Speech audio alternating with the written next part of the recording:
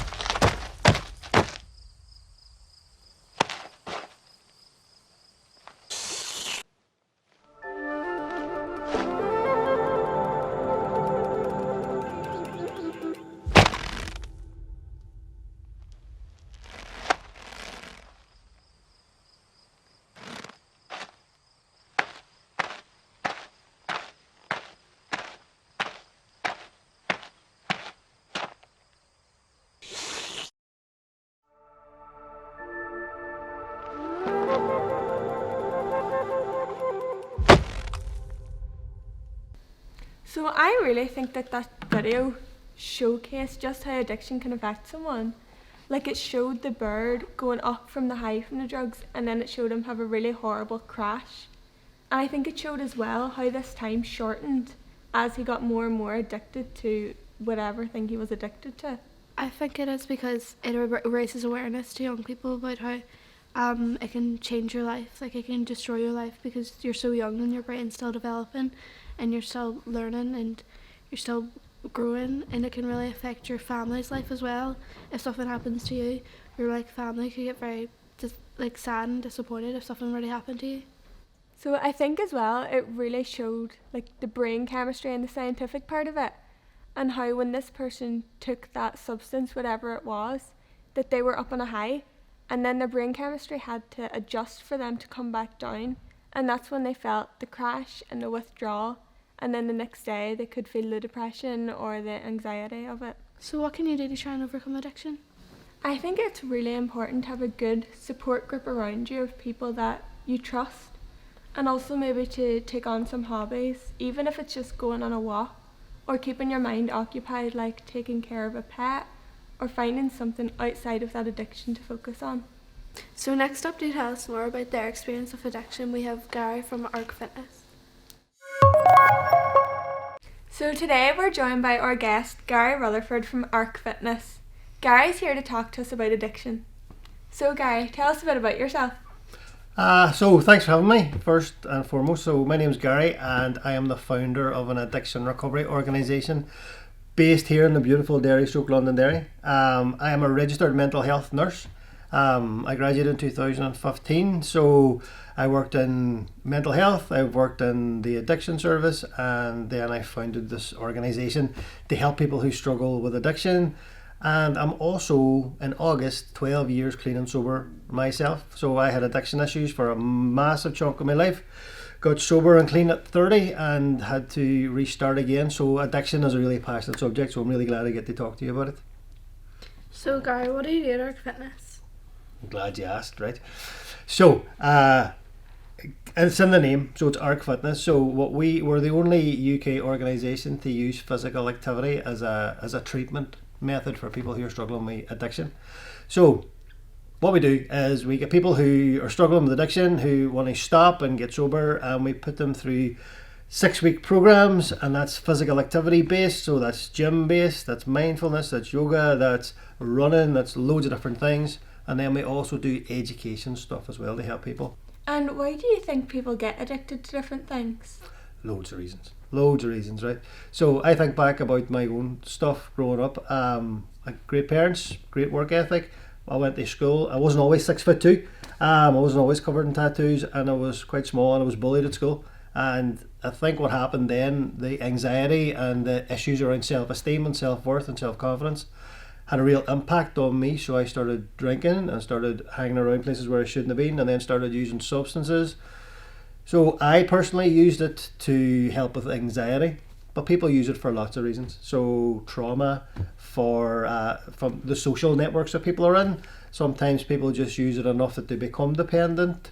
I always tell people use drugs or alcohol for certain reasons. The first one is they feel good, because it makes you feel good, because it releases all these good chemicals, and that's understandable.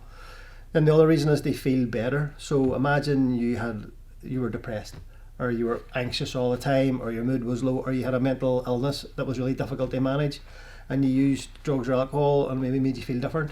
So you can see why people would use it then.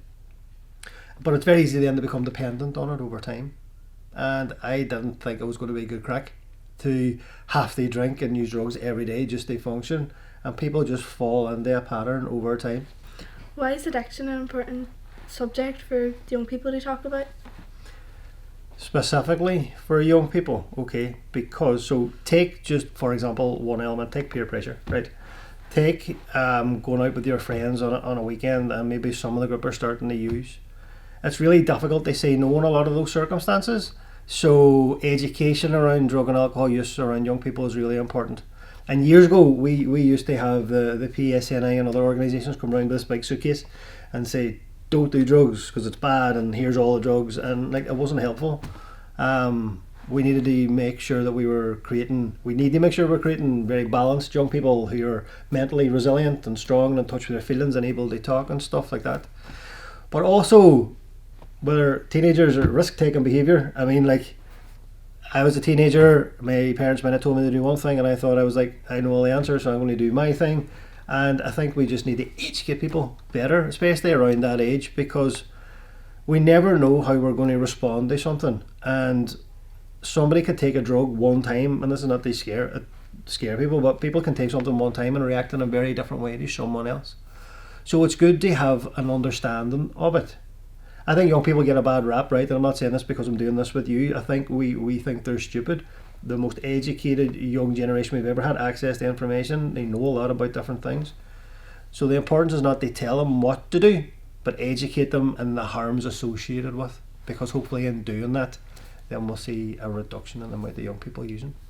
And do you have any tips for young people or anyone trying to overcome an addiction?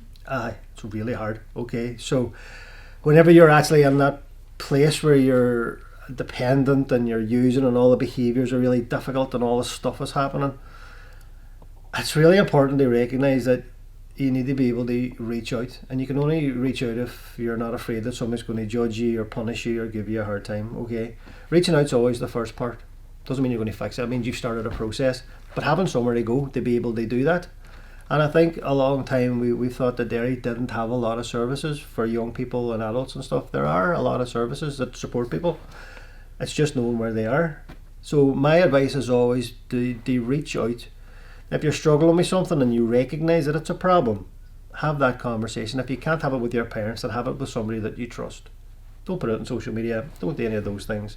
And find a service that, someone that you can go and speak to. If you're engaged in community groups, like here, peer mentors, people that you can talk to about this sort of things, all really important. But it's easier. If I think of my experience, if I had my first conversation about being dependent on alcohol, I was 17. I didn't get sober until I was 30. And I think if I had made a different set of decisions around who I spoke to and what I did around then life would have been really different. So it's about being able to ask for help more than anything, and not being afraid to ask for help. Thank you, Gary, for coming on. That was some very good advice. Thank you. Join us while we go to our Just for Laughs section. Hi everyone and welcome to Just for Laughs. I'm Holly. And I'm Ryan. And today we're going to be playing Guess That Food. So, I have a scarf here and I'm going to blindfold Ryan and he has to guess what food is in front of him. You ready? Yes. Oh, no. Yeah. Manny chips cookie. Yeah, that's right. Is this a jelly sweet? Yes. A sugary one. Yes. Why is it wet? I don't like this. Is it wet? Space Raider. That's right. Squashy. Yeah. That's a Twix. What brand of Twix? You sure it's not a Dorito? I'm pretty confident. Oicom. They don't even taste like. That doesn't like. Sorry, that's my mum. Space. Something. No. Got it wrong. Put it down. I give you multiple chances. No. Taste, touch. Seal. Yeah, what are those? Frisps, what? No, Shane, no. Monster What? Munches. No. Meanies, is that it? No. She's gonna hate this. She hates hot stuff. Oh, spicy. Yeah. Just You're time. really racking my brain here. Spicy There's time. nothing to eat. What vegetable is spicy? Cucumber. Thank you so much for tuning into our episode of Spill the Tae, Have Your Say. We've had so much fun making these last 4 episodes and we hope you enjoyed them. Bye!